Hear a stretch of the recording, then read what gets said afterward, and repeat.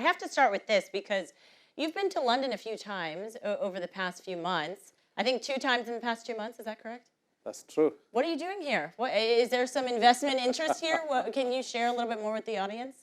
Broadly, we are trying to mobilize support for economic recovery and resilient plan for Africa. And we felt rather than as home for a large capital market, that's where I would really like to do. The second one is really to engage and involve with the Commonwealth. That's 54 countries.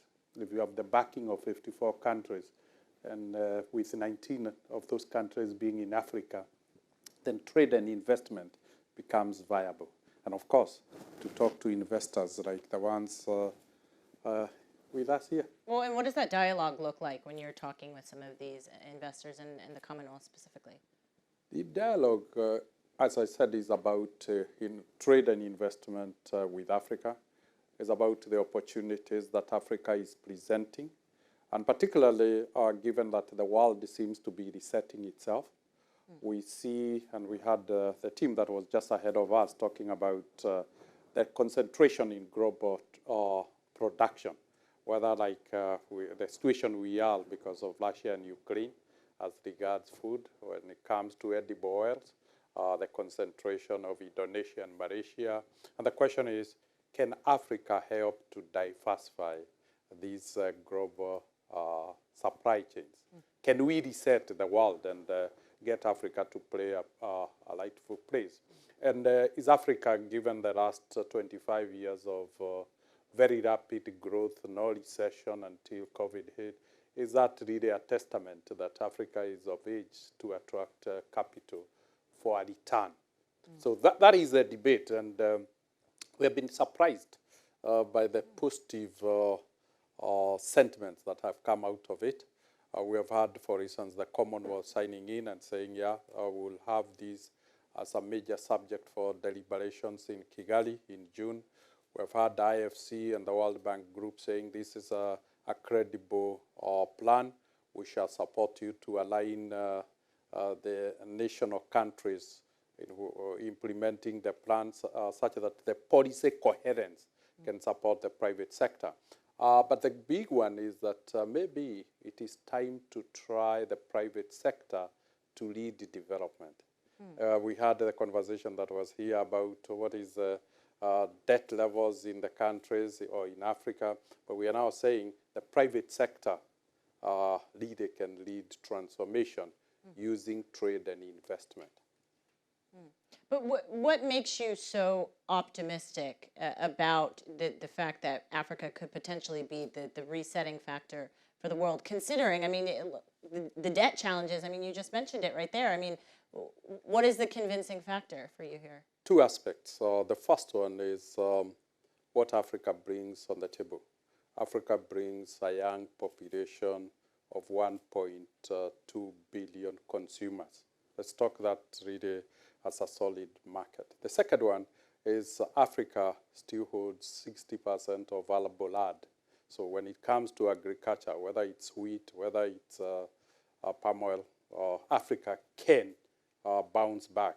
Nigeria and DRC in the 60s were the largest palm oil producers in the world. So the competitive advantage of Africa plugging in to solve some of those broken supply chains is real. The second and third aspect is ideology. It looks like we are where we are because of differences in ideology. Africa is only interested in transforming itself. It's not really bringing in really ideological issues. It's neither right nor left for Africa. The question is, Africa wants to utilize its resources. And the last one maybe is the endowment Africa has in natural resources or the extractive industry. So it's not just about agriculture. It's a question of value addition on African natural resources on the continent. Instead of selling cobalt, why don't we do batteries? Instead of copper sheets, why don't we sell copper wires. So that is the argument that Africa is putting on the table. And as you see, all those are opportunities for the private sector. But regardless of ideology, I mean, there's still a problem of being indebted to other countries, right? I mean, that's still some of the issues that we're seeing some of these countries deal with. I mean, how do you get around that? We're getting around that using private sector capital. We're not telling the governments to borrow. We don't want the governments to be the investors.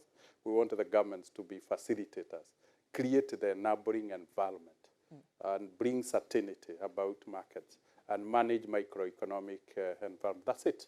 The rest is capital markets. Let investors see the opportunity that Africa, and let investors reposition themselves. There are so many investors that are coming out of Russia. Is Africa the next destination? We are talking about fertilizer. 35% of African fertilizer is coming to Russia. If you've got 35% of the African market of fertilizer, that will support 2 or 3 factories in the African continent. That's all that we are asking for.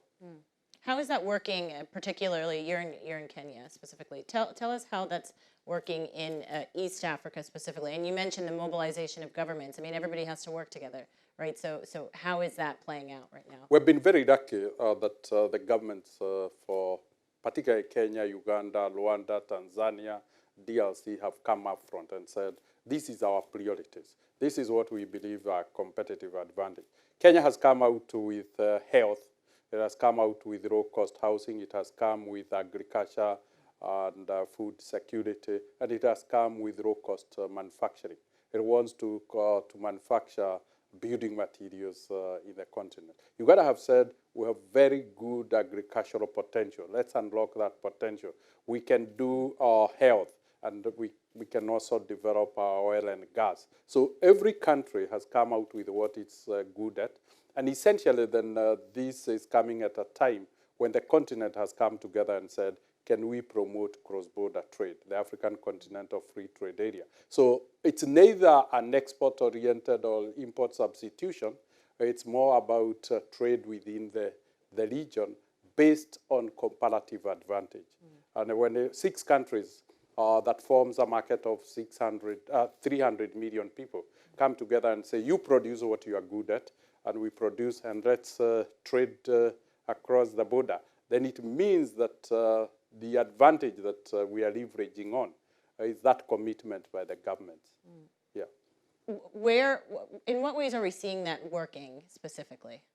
I think we have seen that working very well in the 6 countries. Because if you look, DRC, for instance, have come up together with Zambia and said, let's sign a joint agreement, and we start producing batteries. So you can see that collaboration. You see DRC doing road shows. Look at Rwanda. Rwanda has already passed, I've said, yeah, we ourselves, we want to host Kigali International Finance Center. This development will require a lot of financing. We have the right policy, we have the right investment policy. Let's attract international capital to Kigali, and then can facilitate. So everybody, Kenya has said, yeah, we have the right infrastructure. Can we also hub most of the companies, because we have good education system, we have good health, we have good infrastructure, and we are a logistic hub for the region. So everybody seems not to be competing with others just broadly, but competing on the basis of competitive advantage. And that is why we think, and that's what the private sector is looking for. Yeah. So what are the hurdles then to getting, I know you and your team have the Africa 2025 Resilience and Recovery Plan. I mean, what are the hurdles to getting there? Because it all does sound great, right? But how do you actually take the right steps and ensure that you have your partners who are on the same page as you? The first step was us coming on the table with demonstration. 25 years ago, Equity Group was non-existent. It was number 66 out of 66 in the ranking of in the financial sector in Kenya. Today, it's not just the largest bank in Kenya, but it's the 2nd largest bank in DRC, 2nd largest bank in Rwanda, and the 5th largest bank in Uganda, and on and on. That really demonstrates, in just those short 20 years, we have built an asset base of nearly $13 billion. So we have demonstrated that, yeah, you can manage the risk of Africa and can have a reasonable return. So that's the first thing, that this development plan is being sponsored by a private sector who is playing in the 6 countries that we are starting there. The second one is coherence in government policy. We have brought the governments on the table, we have discussed with them and said, put these if this is your focus, then put the right policies, and we will hold the global investors as they come to the region to get what is necessary.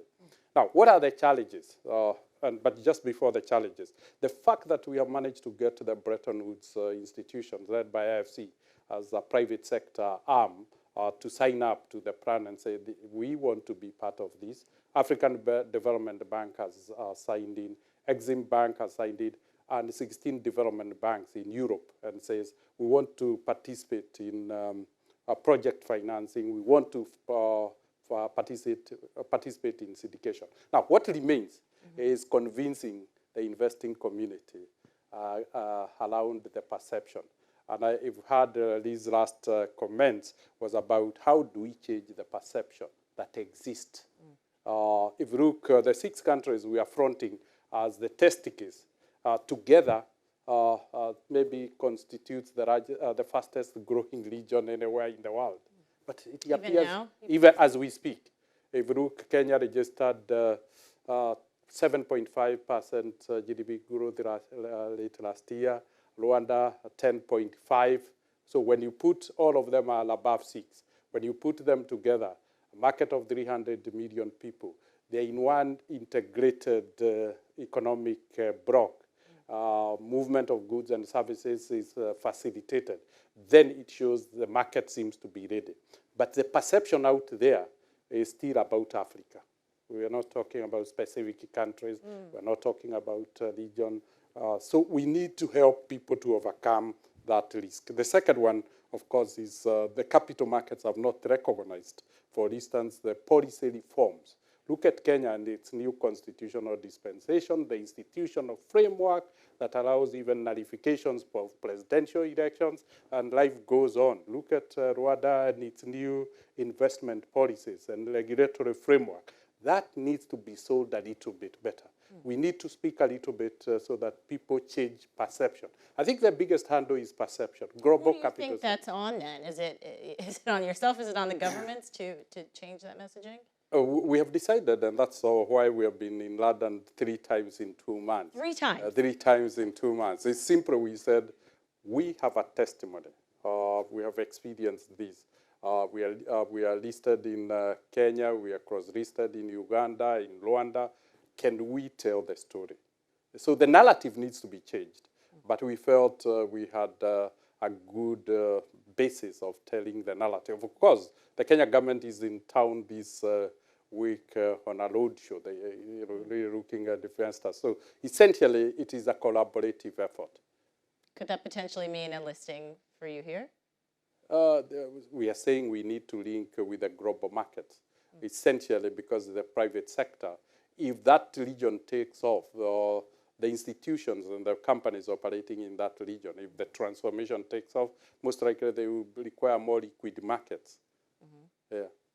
And so let's just talk to you, because I'm from the U.S. and I know you mentioned the Commonwealth and sort of the negotiations that you're having here. What about more in the West with the Biden administration? Have you had discussions with them? Because inevitably you want to get that perception and that messaging to them as well. Broadly, we have brought in the American companies. Look at agriculture. We are saying John Deere, they have demonstrated the resilience of their tractors on the African continent. They have an office in South Africa. We have persuaded them to open an office in Nairobi. So the question is, when it comes to agriculture, we have visited Chicago twice and to attract the seed multiplication companies, because we really need a coordinated, coherent plan where everybody brings their competence and capability.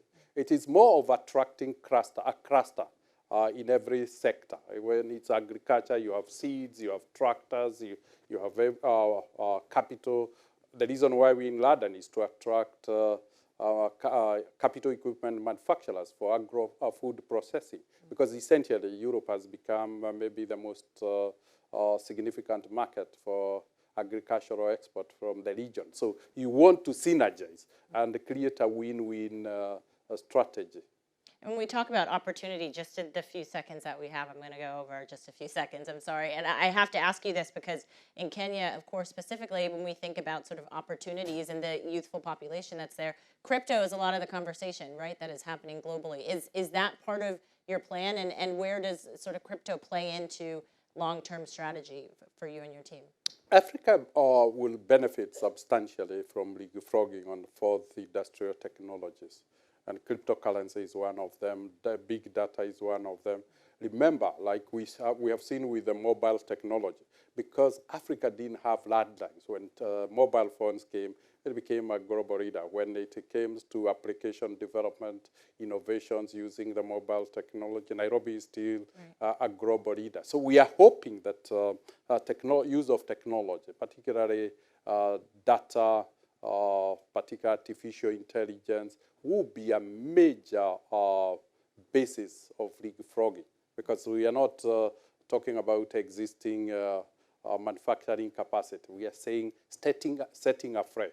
So the use of technology can make Africa very competitive because of lack of legacy system. So it's really leapfrogging and making a leading productivity and efficiency center. So you believe digital currencies as well play into that? It will be part of this. Yeah. But the question is what it will allow it to play.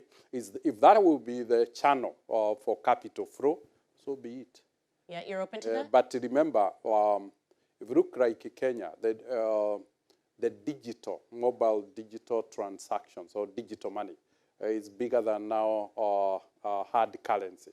So cryptocurrency can as well complement the mobile money wallets. But essentially, we need to talk to the regulators. What will be the readiness of the regulators?